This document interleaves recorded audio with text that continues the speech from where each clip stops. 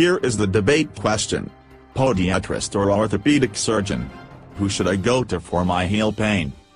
Orthopedic surgeon, they go to 4 years of medical school, followed by a 5-year residency, and then some do a fellowship. No, podiatrists they do a 4-year school-only study in fee, and then a 3-year residency where they focus on the foot and ankle. Podiatrists should not have hospital privileges to perform surgery. How does podiatrists having hospital privileges affect orthopods at all? Because orthopods have worked for years to keep podiatrists out of the operating room and to continue their monopoly. But, podiatrists do a lot of the cases orthopods have no interest in doing, such as diabetic limb salvage.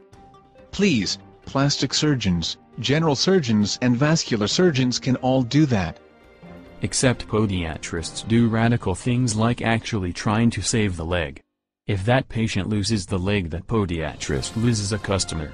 I would say that is good incentive. Yes, but you cannot treat the whole body. Please, all you guys treat his bones. Orthopods are so important that, in our offices you also get to see a physician assistant or nurse practitioner. Crazy how at a podiatrist's office, you actually get to talk to the patient. So, are there any reasons not to go to a podiatrist?